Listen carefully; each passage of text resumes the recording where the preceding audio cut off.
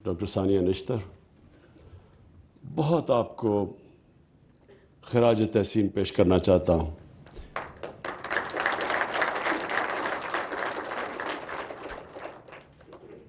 جس جذبے سے، جس محنت سے آپ نے یہ سارے احساس کے پروگرام کیا، یہ کبھی بھی صرف کوئی نوکری پیشہ انسان نہیں کر سکتا۔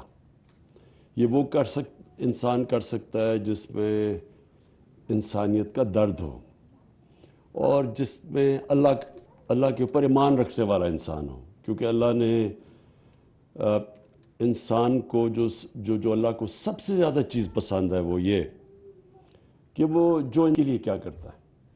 ہمارا جو سارا آخرت میں جو فیصلہ ہوگا کہ ہمیں اللہ کدھر بھیجے گا، جو مالک یوم الدین ہے، جو انسان کا فیصلہ کرے گا، وہ صرف ایک چیز پہ اور چیزوں پہ بھی کرے گا، لیکن سب سے زیادہ وہ یہ ہوگا کہ آپ کو جتنا اللہ نے دیا تھا اس سے آپ نے انسانیت کے لیے کیا کیا۔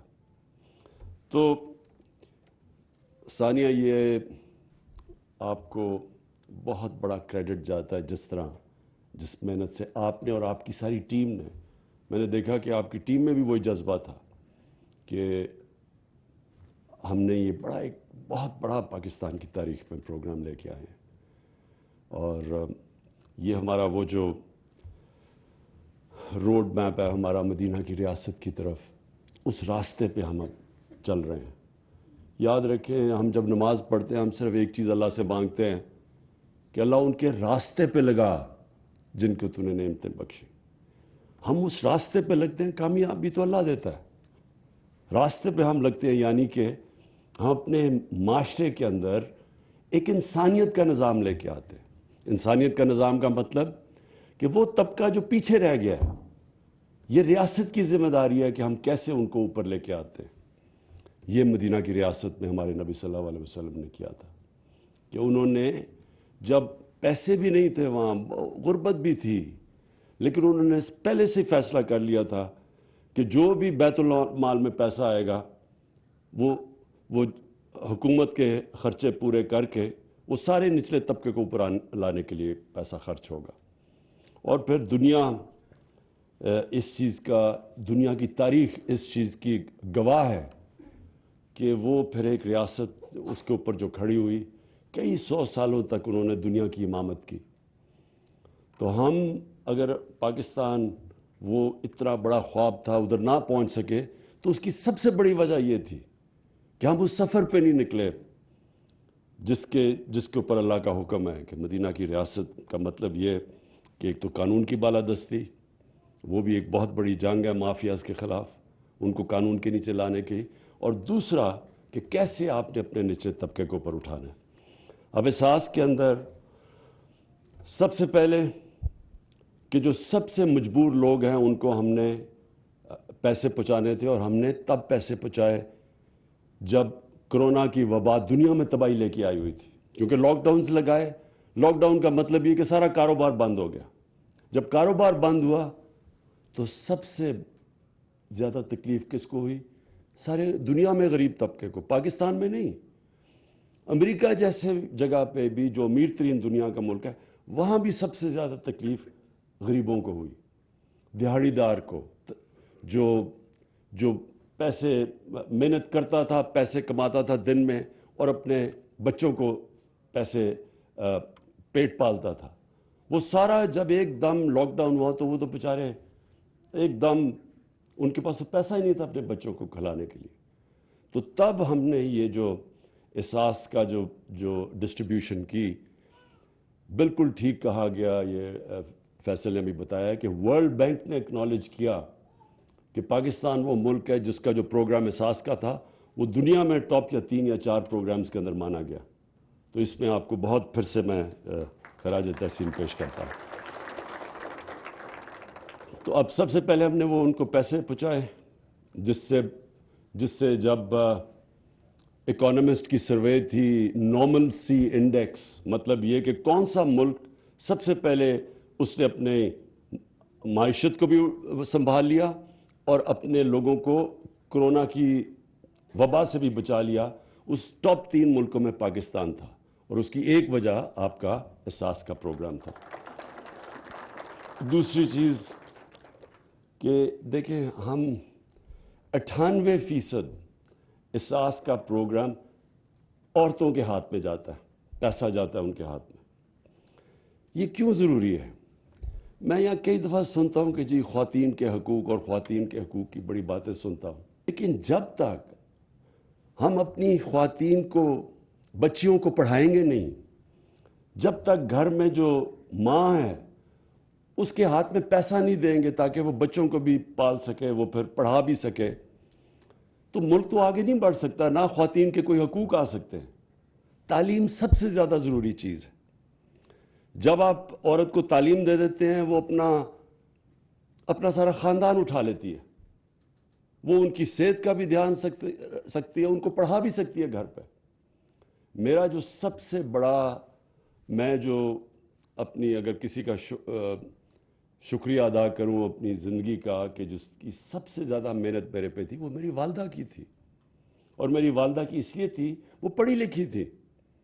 تو میں تو کھیلنے کا, مجھے تو بچپن سے شوق تھا, تو میں تو پڑھتا ہی نہ اگر میری والدہ مجھے بٹھا کے پڑھاتی نہ. تو جب ایک ماں پڑھی لکھی ہوتی ہے, وہ سارا اپنے گھر کو اٹھا دیتی ہے. تو اس لیے یہ جو ہمارا 98% پیسہ ہے احساس کا, یہ ہم نے عورتوں کے ہاتھ میں دیا ہے. اور پھر یہ جو ہم نے بچے جو اسکول سے باہر ہیں, اور یہ بھی ایک بہت بڑا ہمارا المیہ ہے کہ ہم نے کبھی توجہ ہی نہیں دی کہ ہمیں اتنے زیادہ تعداد میں ہمارے بچے اسکولوں میں نہیں جاتے.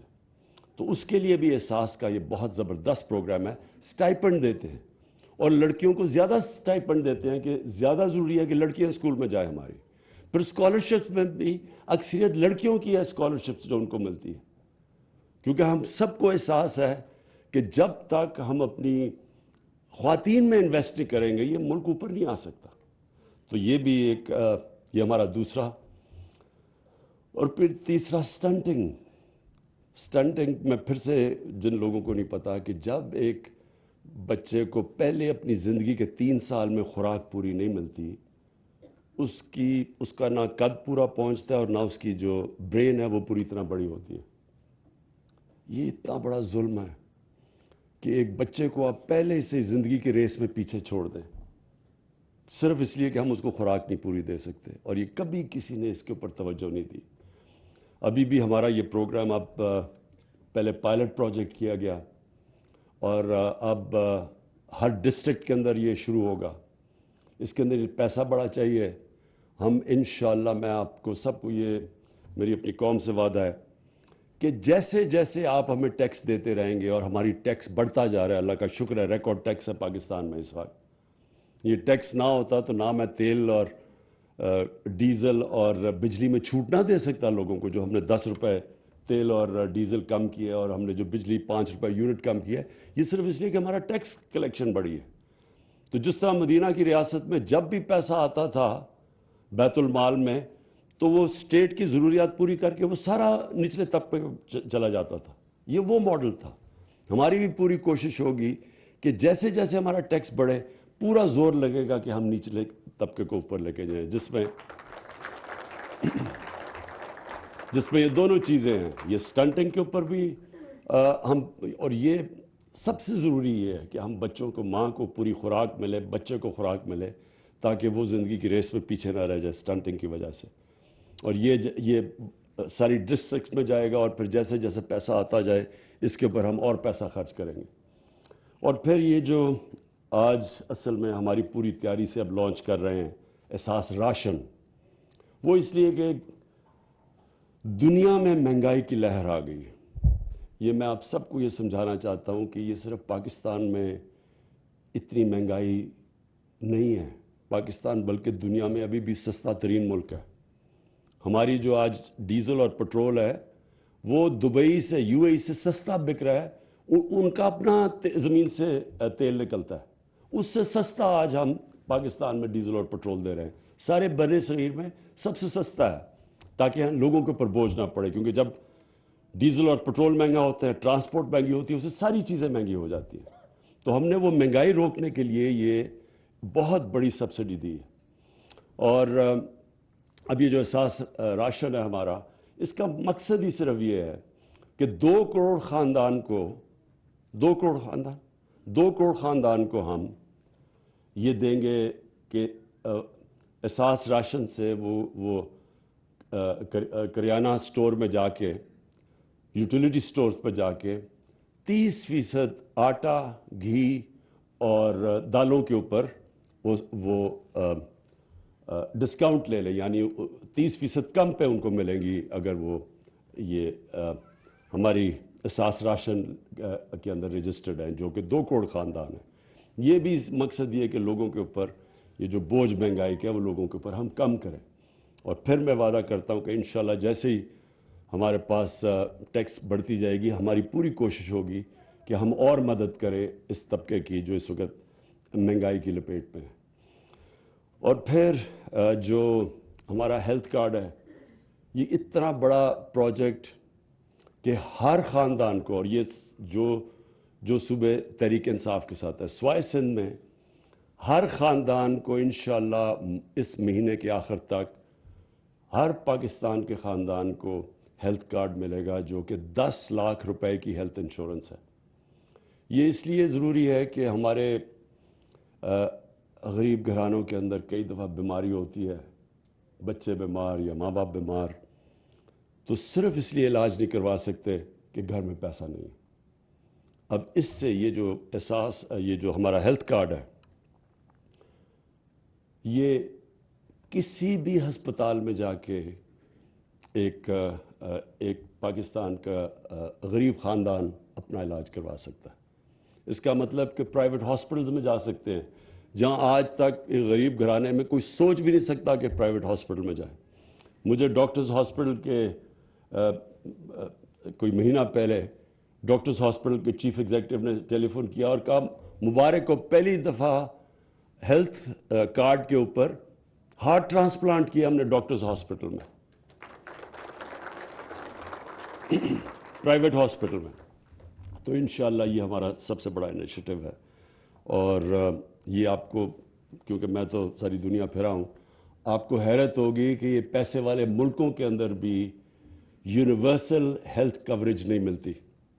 امیر ترین ملکوں کے اندر بھی ہر کسی کے پاس گورنمنٹ مفت ہیلتھ انشورنس نہیں دیتی، یعنی پیسے دینے پڑتے ہیں ہیلتھ انشورنس کے لیے.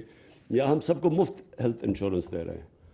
اور وہ اس کا مقصد آخر میں یہ ہے میرا کہ ہمارا ملک وہی مدینہ کی طرز کے اوپر ایک فلاحی ریاست بنے.